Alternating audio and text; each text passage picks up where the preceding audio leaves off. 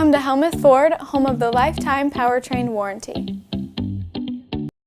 Hi, this is Stacy from Shuttler Insurance Services. Come see me on the east side of the square in Sigourney for all your insurance needs. Skunk River Radio, country music from 1990 through 2010 with some Iowa country music sprinkled in. Listen at skunkriverradio.com, download the app, listen on Alexa by saying, Alexa, play Skunk River Radio on TuneIn. Skunk River Radio will also be available on Google Assistant in the near future. You can listen to me, Steve Shuttler, each weekday morning from 6 a.m. to noon, and listen to The Haze from noon to 6 p.m. Skunk River Radio, online radio for country music from 1990 to 2010. Welcome back to the show! Welcome back to the show!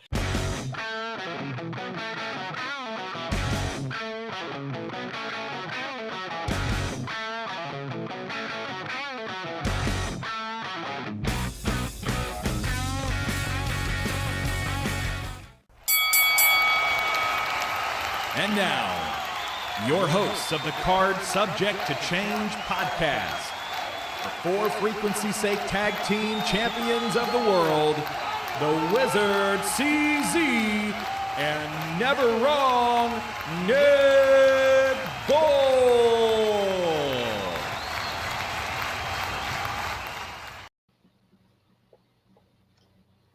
Hello, everyone, and welcome back to another exciting edition of the Card Subject to Change podcast, the podcast by the fan for the fan. Of course, we are powered by Lopez Pizza, built by Durham Remodeling, and colored by Ryan Allison Tattoo. We want to thank you all for joining us here on a very special Father's Day edition as we go live here and in living color on Sunday afternoon. Of course, I am Never Wrong, Nick Bull. So happy you have found us. Episode 199. More on 200 later, but we got 199 to tackle first. Couldn't do this without my tag team partner. We are the co-champs of the For Frequency's Sake Tag Team Championship Network. He is the one. He is the only. He is the Wizard. CZ. Wiz, how you doing, bud? Man, I'm doing pretty good. I'm excited. We got another first-time guest coming on the show. Absolutely. Nick, before I hit the live button and we had our guest in to chat for a second, I didn't like the way, because I'm going to mention that QR code that's in the corner again for our For Frequency's Sake podcast network, Toys for Tots League. I'm going to change things up a little bit and make it a little more friendly, so that's not hovering over your face the whole time. I'm gonna zoom us out, I think, for the next couple of months while we're promoting that. Oh, that's awful nice of you. Thank you for looking out for me. Thank you. I mean, you are the scissors to my steak, so I don't want to hide your pretty face. You can't. How are people going to buy if they can't see this face? That's very true. No, very true. No, that's fine. Actually, it didn't bother me. Actually, it really didn't bother me. I know it probably bothered you more than it bothered me. So that's whatever you feel is fit. I like this a little better at this point, so maybe we'll change it up again. We'll see. Enough of us yammering, Booker Yes. Man. You got a guest for us this week. I'm excited for this. I do.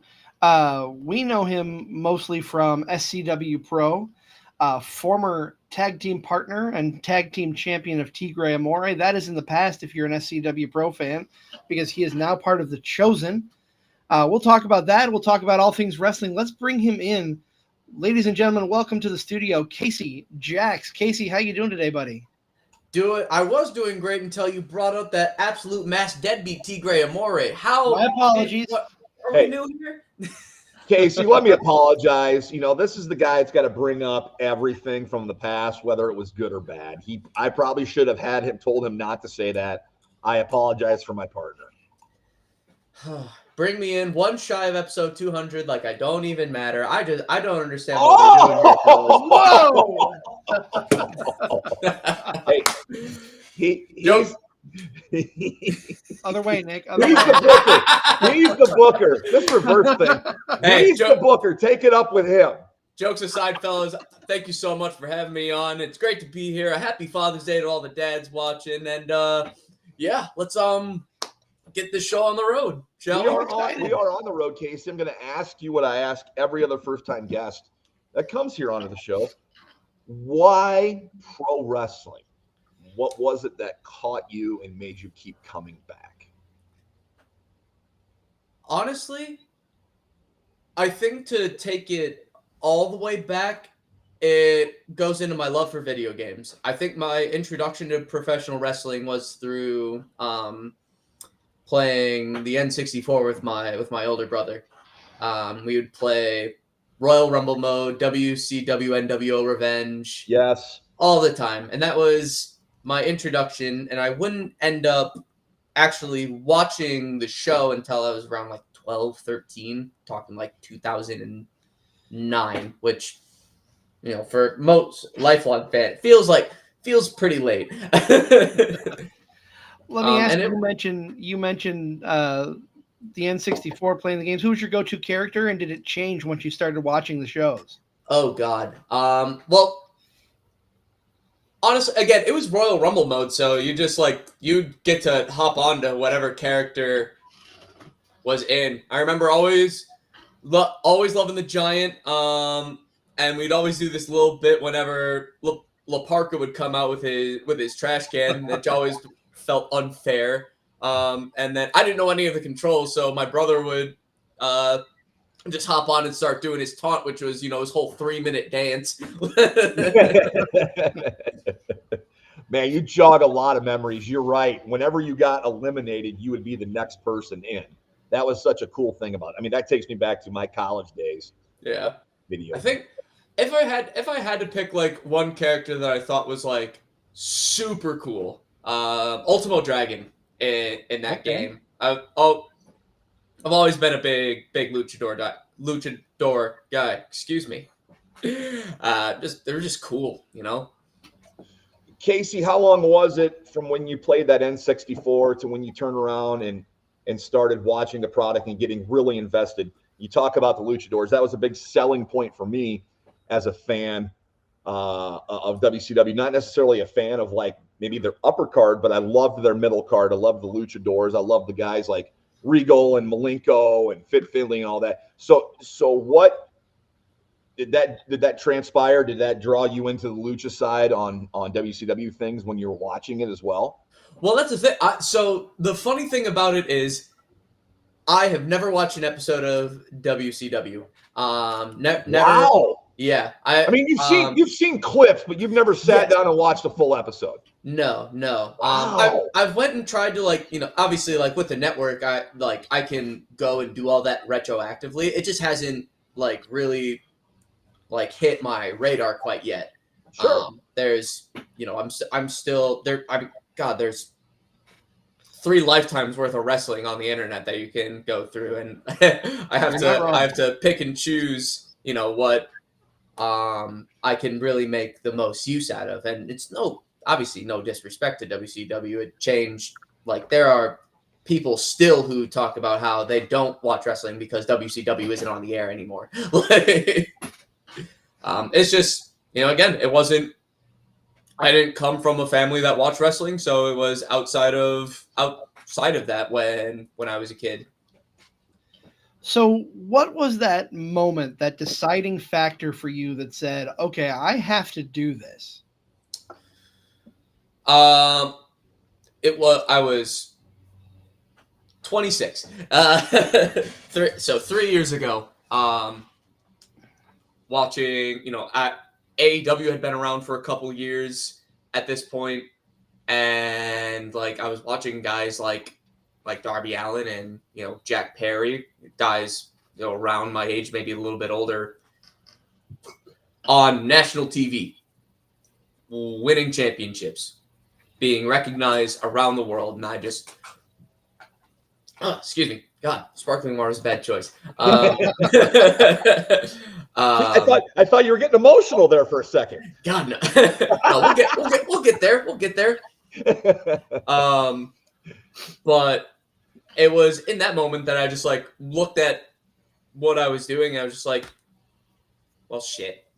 If I'm going to do it, I'm running out of time. Basically, it was very much an early midlife crisis, so to speak. I was just fuck, I'm getting old. Now you're in Dubuque, correct? Correct. So does that what swayed your decision to come down to Davenport and train at Black and Brave?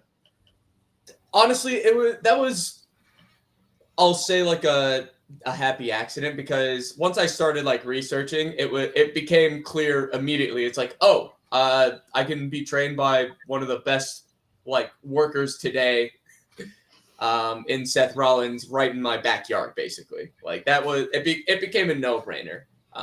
It wasn't swayed until I started doing the actual research. That's fair. What were some of your other choices? What are the top three? If it hadn't been Rollins, where would you Where would you have gone? Oh man, if I couldn't go to Black and Brave, then I likely would have found my way. I probably would have tried getting my way down to Flatbacks, or Jesus, I don't even know, to be honest. Because there are other options. I've met several other very talented people who've come out of like the Impact Forge. Actually, I think those are two different. But yeah, other than that, I don't really know what I would have gone to. And of course, finding the Black and Brave. Of course, you've been a big part of SCW Pro for a couple of years, which that's, like I said, how we've gotten introduced to you. But I've seen you in Zawa. I've seen you. I don't think you wrestled the show that I saw you at up in Waterloo for APW, but I know you were present there at one point. What is it? If I don't stumble over my words and my brain just doesn't freeze on me. It's early, brother. It is early. Do you have a favorite spot that you like to go? Is there a particular promotion or a particular town that just gravitates more towards you than others? Oh man, it's not a burial by any means, but like SCW is obviously like the home to me, because that's just like where everything started. It's right.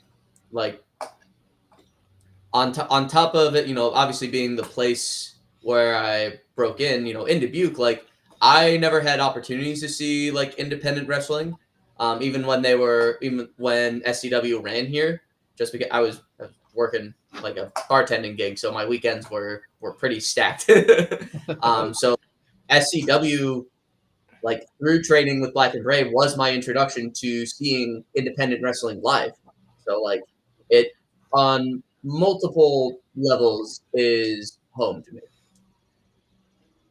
Absolutely, I understand that. I consider it home as well, even though I haven't been there for a couple of months. Just life happens. But I used to. You probably don't know this. This was well before your time there. I used to ring announce for them back.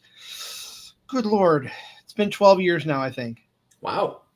But I enjoyed it. I wish I hadn't left, but at the same time, I had other priorities that were more precedent than ring announcing at the time. But no, that's awesome. And SCW really is a home for a lot of people like myself, because it's just such a family environment.